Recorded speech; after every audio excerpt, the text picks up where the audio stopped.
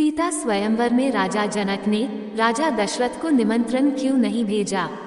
जनकपुरी में जब सीता स्वयंवर का आयोजन हुआ तो राजा जनक ने देश विदेश के राजाओं को निमंत्रित किया, सबको उस स्वयंवर के लिए बुलाया, परंतु राजा दशरथ या अयोध्या के किसी व्यक्ति को स्वयंवर का निमंत्रण नहीं दिया। इसका कारण कोई आपसी बैर नहीं था, बल्कि एक ऐसी घटना थी जिससे राजा जनक को डर था कि कहीं फिर से वही हुआ तो क्या होगा। क्यों निमंत्रण नहीं दिया राजा जनक ने राजा दशरथ को? क्या थी वो घटना, आइए जानते हैं। एक बार राजा जनक के शासनकाल में एक व्यक्ति का विवाह हुआ। विवाह के बाद वह पहली बार सज संवर कर अपनी ससुराल को जा रहा था। कुछ दूर जाने पर रास्ते में एक जगह उसको दलदल मिला। उसने थोड़ा पास जाकर देखा तो उसमें एक गाय फंसी हुई थी जो शायद फंसे फंसे मरने की दशा में आ गई थी। उस व्यक्ति ने उसको देखा तो उसके मन में गाय को बचाने का ख्याल आया, परंतु दूसरे ही क्षण मन में एक और विचार आया। उसने सोचा, ये गाय तो कुछ देर में मरने वाली ही है, अगर मैं इसको यहाँ से बाहर निकालने के लिए इस दलदल में घुसा तो मेरे कपड़े और जूते खराब हो जाएंगे और मैं अपनी ससुराल में ऐसी हालत में कैसे जा पाऊंगा। ये सोचकर वो गाय के ऊपर पैर रखकर आगे बढ़ गया। जैसे ही वह आगे बढ़ा, गाय ने जब उसे जाते हुए देखा तो उस व्यक्ति को शाप दिया कि जिसके लिए तू जा रहा है उसे तू देख नहीं पाएगा। यदि तू उसे देखेगा भी तो वह तत्काल ही मृत्यु को प्राप्त हो जाएगी। ये कहकर कुछ ही क्षण में गाय के प्राण निकल गए। उस श्राप को सुनकर वह व्यक्ति दुविधा में फंस गया। उसे अपने किए पर बहुत पछतावा हो रहा था, परंतु अब कुछ नहीं हो सकता था। जो होना था वो हो गया।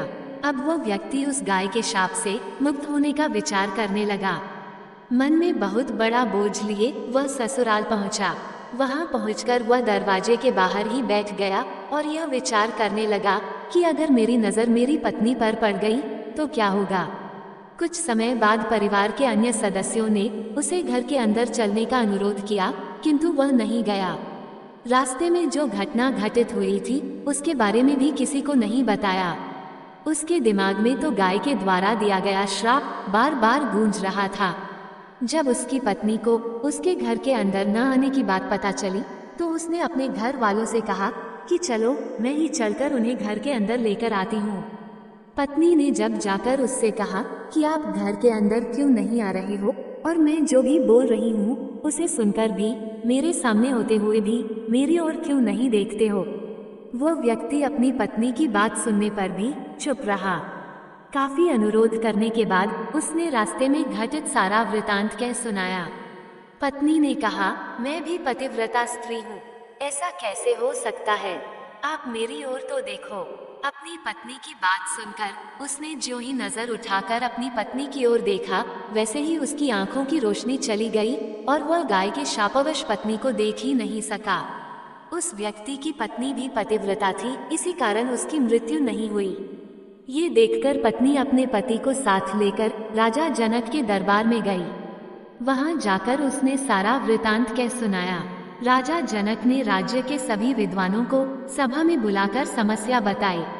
उन्होंने अपने दरबार में बैठे हुए ब्राह्मणों को कहा, हे ब्राह्मण देव, गौ श्राप से निवृत्ति का कोई सटीक उपाय हो तो बताएं।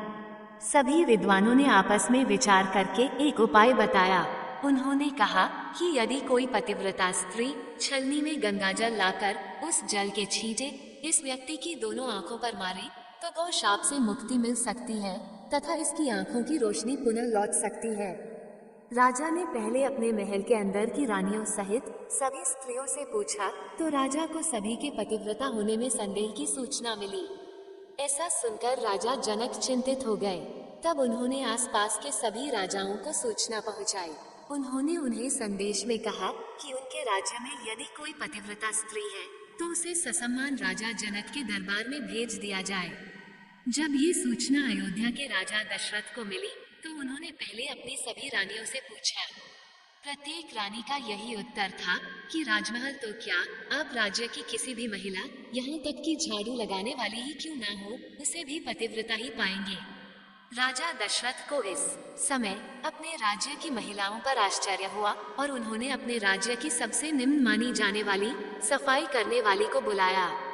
उस महिला से राजा दशरथ ने सम्मानपूर्वक पतिव्रता होने के बारे में पूछा तो उस महिला ने स्वीकृति में सिर हिला दिया।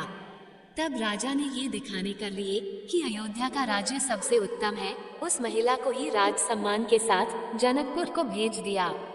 राजा जनक ने उस महिला का पूर्ण राजसी ठाठ बात से स्वागत व सम्मान किया। तब राजा ने उस महिला को समस्या बताई, साथ ही ब्राह्मणों द्वारा जो उपाय बताया गया था वो भी बताया। महिला ने राजा को उस कार्य को करने की स्वीकृति दे दी। अगले दिन महिला छलनी लेकर गंगा किनारे गई। वहां पहुंचकर उसने प्रार्थना की, हे गंगा माता, यदि मैं पूर्ण पतिव्रता हूँ, यदि मैंने अपने तन और मन से अपनी पति को ही परमेश्वर माना हो, तो गंगाजल की एक बूंद भी छलनी से नीचे नहीं गिरनी चाहिए। ऐसी प्रार्थना करके जब उसने गंगाजल को छलनी में भरा तो जल की एक बूंद भी नीचे नहीं गिरी। ये पवित्र गंगाजल कहीं रास्ते में छलककर नीचे न गिर जाए, ये सोचकर उसने थोड़ा सा गंगाजल नदी में ही गिरा दिया और पानी से भरी छलनी को लेकर राजदरबार में आ पहुंची। राजा और दरबार में उपस्थित सभी नर नारी ये दृश्य देख आश्चर्यचकित रह गए। तब उस महिला को ही उस व्यक्ति की आंखों पर छींटे मारने का अनुरोध किया गया। उसने जो ही गंगाजल के छींटे उस व्यक्ति की आंखों पर मारे, त्यों ही उसके आंखों की रोशनी वापस आ गई। ये देखकर दरबार में उपस्थित लोग बहुत ही प्रसन्न हुए। तब उस महिला को पूरे राज सम्मान के साथ पारितोषिक दिया गया। जब उस महिला ने अपने राज्य को वापस जाने की अनुमति मांगी तो राजा जनक ने अनुमति देते हुए जिज्ञासावश उस महिला से उसकी जाति के बारे में पूछा। तब उस महिला द्वारा बताए जाने पर राजा आश्चर्यचकित हो गए। यही कारण था कि सीता स्वयंवर के समय राजा ने सोचा कि जिस राज्य की सफाई करने वाली इतनी पतिव्रता है तो उसका पति कितना शक्तिशाली होगा।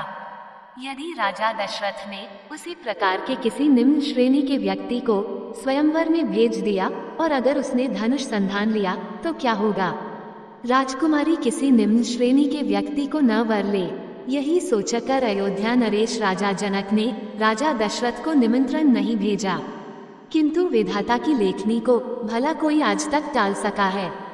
वही हुआ जो होना था। अयोध्या के राजकुमार वन में विचरण करते हुए अपने गुरु के साथ जनकपुर पहुंच ही गए तथा धनुष तोड़कर राजकुमार राम ने सुकुमारी सीता का वरण कर ही लिया। बोलो जय सिया राम। दोस्तों, आपको ये कथा कैसी लगी कृपया कमेंट करके जरूर बताएं। वीडियो पसंद आया हो तो लाइक करें और ऐसी ही और भी बहुत सारी कहानियों, कथाओं एवं जानकारियों को सुनने के लिए चैनल को सब्सक्राइब जरूर करें।